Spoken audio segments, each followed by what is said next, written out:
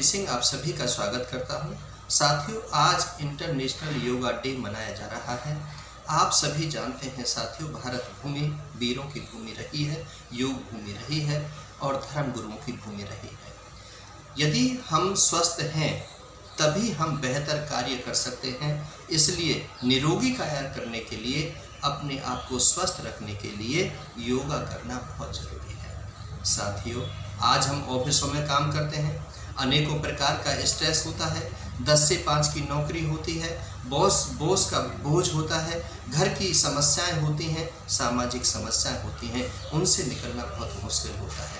इसलिए साथियों, जब भी तनाव में आ जाओ, जब भी स्ट्रेस में आ जाओ, तो छोटे छोटे टिप्स हैं जिनको करने से आपका तनाव दूर हो सकता है। यदि आप तनाव में हैं और ऑफिस में काम कर रहे हैं, कुर्सी पर बैठे हुए हैं, तो थोड़ा सा आपने करना है, हाथों को इस प्रकार से लेना है और ऐसे हाथों को ऊपर करना है और इस प्रकार से खींचना है। और ऐसा 2-3 बार यदि करते हैं इस प्रकार से, तो पूरे शरीर का तनाव खत्म हो जाता है। इसी प्रकार से, क्योंकि काम कंप्यूटर पर कर रहे हैं, देखते देखते आँखें स्ट्रेस्ड हो जाती हैं, हाथों में वजन, हाथें दुखने लग जाते हैं, तो इस प्रकार से हाथों को भी ऐसे ऐसे घुमाने से हाथों का दर्द भी खत्म हो जाता है। गर्दन में दर्द होता है, गर्दन नहीं, यहाँ पर आप देखते हैं कि गर्दन घूमती नहीं है या सर्वाइकल अटैक हो जाता है, सर्वाइकल हो जाता है, तो गर्दन को कुर्सी पर बैठे बैठे ही इस प्रकार से करने से आपकी एक्सरसाइज हो जाती है।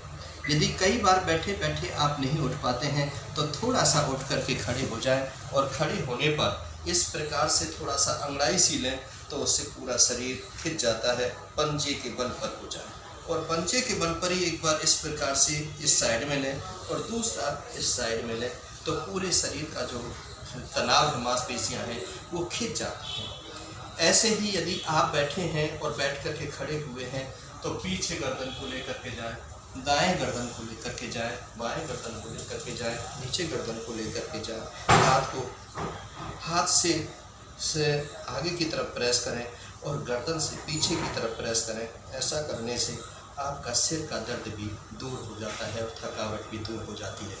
साथियों, घर में जब रहते हैं बहुत सारी बातें हो जाती हैं।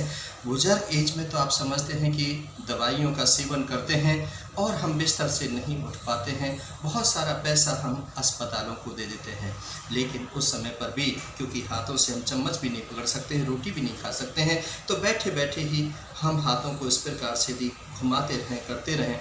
हम हाथों को ऐसे ऐसे करते रहें, ऐसे करते रहें, इस प्रकार से करते रहें, तो ये हमारे बैठे बैठे घर पर भी हम एक्सरसाइज कर सकते हैं, जिससे हमारे हाथ और पैर शून्य नहीं होते हैं, चलना शुरू हो जाते हैं। साथियों, निरोगी काया रखनी है तो निश्चित तौर पर योग पर ध्यान देना है, वज्रासन पर बैठना है, प्राणायाम करना है और कुछ नहीं तो लंबी गहरी सांस भरना है और निकालना है।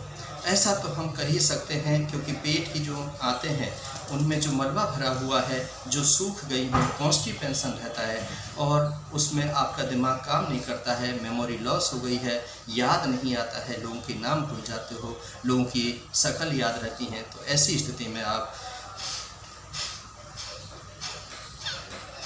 इस प्रकार से आप करके अपने ब्लड के सर्कुलेशन को ठीक कर सकते हो।